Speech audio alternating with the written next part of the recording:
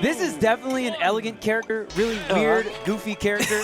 Obviously a Luigi main. And yeah, shout out to all the Ultimate players that entered both brackets. It is very difficult to enter and compete in multiple brackets. Shout outs to the Buzz, who's gotten like top 3 in practically every game he's entered this weekend. Yeah, exactly. Also, look, from the way things have started, I'm gonna need somebody to give me access to like a voiceover on every time they pull that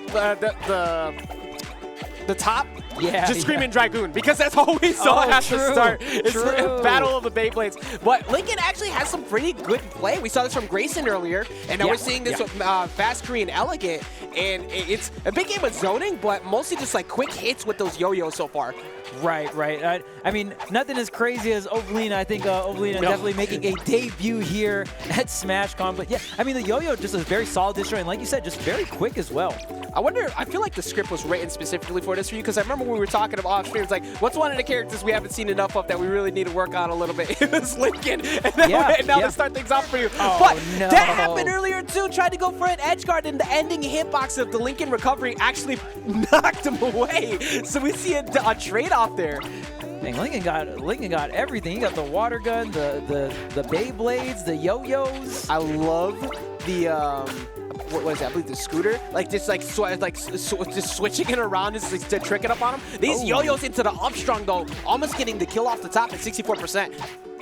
Yeah, pretty much, I would say almost a universal combo in this game for a lot of the characters, right? The uplights into the double jump, uplight, and if you're at the mid percentage, you go into that up strong. So I feel like Lincoln also having that option as well, trying to go for the up strong there with the great DI. Yeah, as you can see, both of them kind of like spacing each other around really well right now. I mean, it's a mirror match regardless, and Fastcree is going to be losing another stock as Elegant finds the hit off the platform, really doing an excellent job of kind of playing around it. And now we see a big combo to start things off. Oh, tried to go for the up strong. Definitely would have got the KO, but continuing the juggle as well as the scooter, which I believe is the side strong there. So yeah, comboing into the scooter. Oh, grabbing the top here, but is it worth it? The triple dippy, yes, we get it. Got too much dip on the chip, going all the way down into the blast zone. And I was actually wondering if Lincoln had something like that, because we haven't really seen too much of it yet. Yeah. And as we see, once again, another character who could go all the way down. And that was off of 2 of the jump yo-yos as well. So just make sure you follow them all the way into the blast. So with a stock up, why not? You have a stock up. If you snipe that jump, don't matter if you go down there. Oh yeah, absolutely. And Elegant, definitely not a player that is foreign to 0 to death. So I feel like Nick definitely has those on deck. We have, especially when we get through the, we're getting to the upper echelon of the bracket, we are starting to see these stocks melt. Yeah, early on gameplay, when you watch people who definitely don't have an overall understanding of it, you see them playing more of a fundamental neutral game, a lot of random hits trying to find small conversions to those strongs. These players at the top though have been playing really well. Harmonic conversions, so there's no platform strings that could probably happen again on, as we see just a straight up zoning battle that might be occurring here. Okay, yeah, the yo-yo spacing coming out from both of these players. Okay. Yeah, we haven't seen usually just a lot of the neutral lights in the air, right? Haven't seen too much of the grounded action here, and that's one thing that's I feel like early meta. I feel like most players kind of just going air to air. Feels like most of the meta. Yeah, exactly. Actually, we were just talking about that in the last block. People are really jump happy right now. Everybody, there's no jump squad. Yeah, there's no jump squad animation. You are there. Yeah, you press jump, you're there. Blocking's not that great in this game either. Like you can put a block out and you're not getting much out of it outside of a good time parry. So you want to stay on the move because you don't want to let someone right there. You got the block. What did you lose though? You're stuck. Yeah. I mean, and you can act out of block pretty quick. You can get shield grabs pretty quick, but most players are just either crossing you up or spacing really well around it, right? And it can be really hard.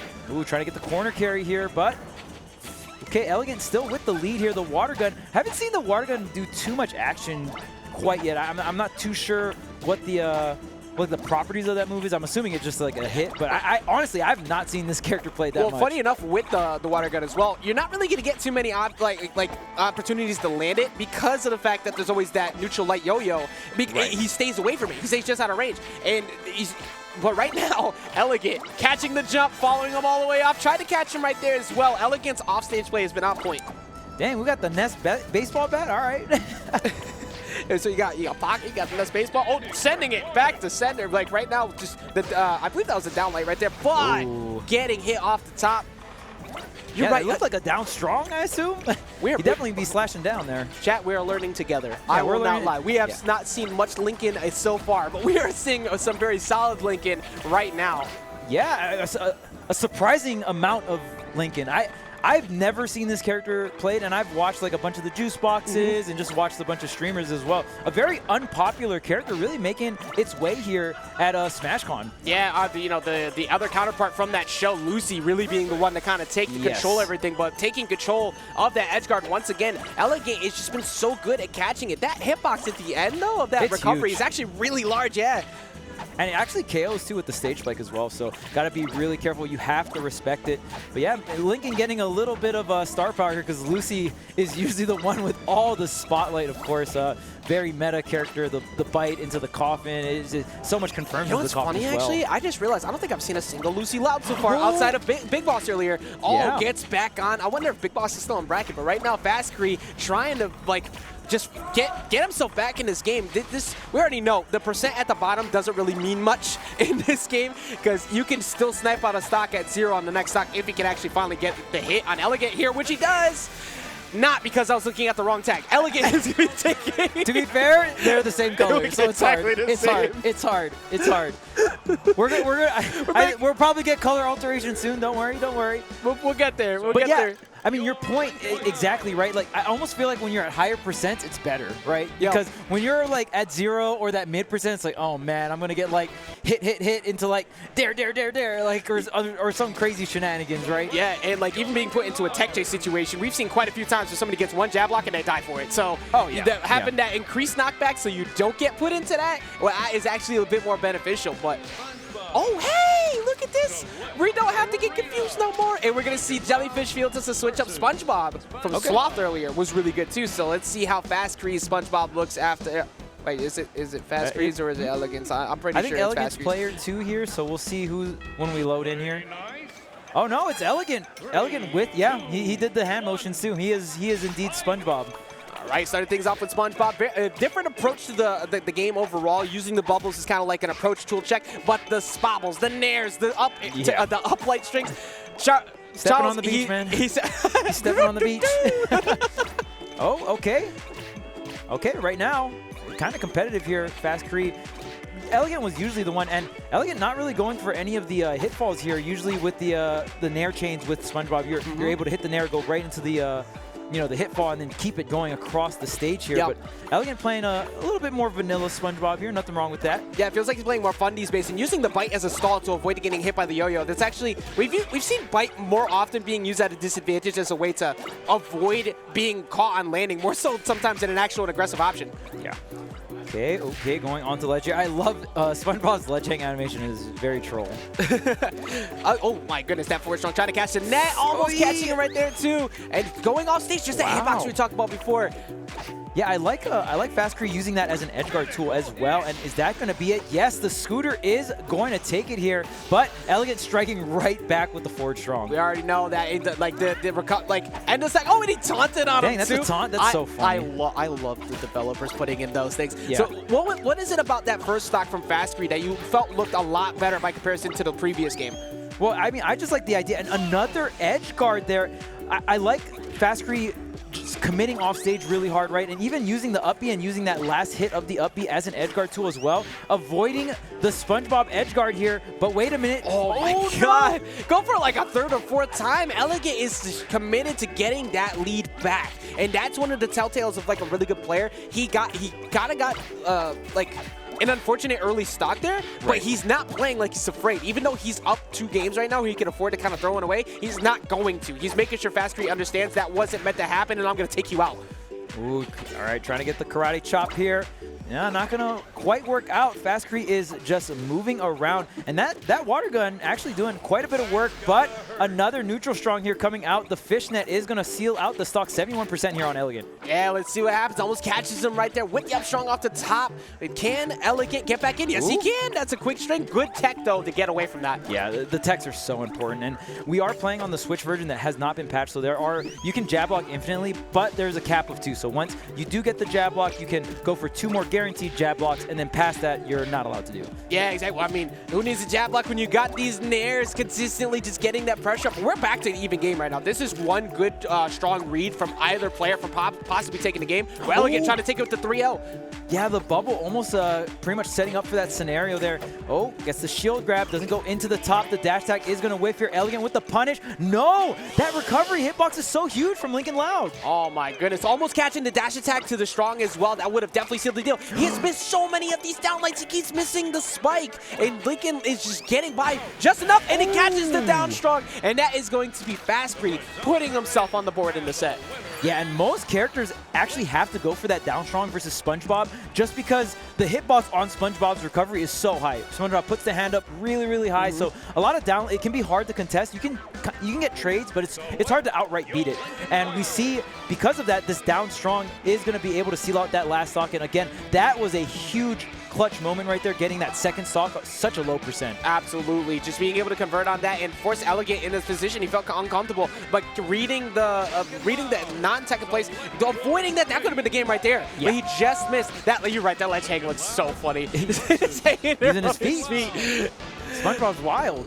Oh my goodness. Oh, actually, that was really good too because of the fact that he put the yo-yo out. He forced him to kind of wait an extra second, I believe, before he went back up. And this is a pretty common trait of a lot of characters. Like, most of them don't have the best recovery, but we're going to switch it over to the invasion. Triplat's coming in, and the return of Lincoln and our confusion as we get into this ditto. Yeah.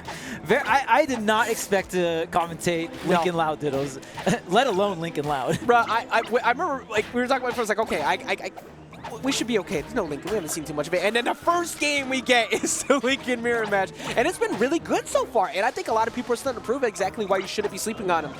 Yeah, it's great to see the character diversity, right? Obviously, Mikey is banned at this tournament, so that could be a reason. But we've seen a lot of Obelinas, you know, kind of doing Mikey-esque things, so to speak. But I want to say, still here in spirit. Yeah, Fastcree. That last game, Fastcree recovered high really well against Elegant, and that felt like a big reason.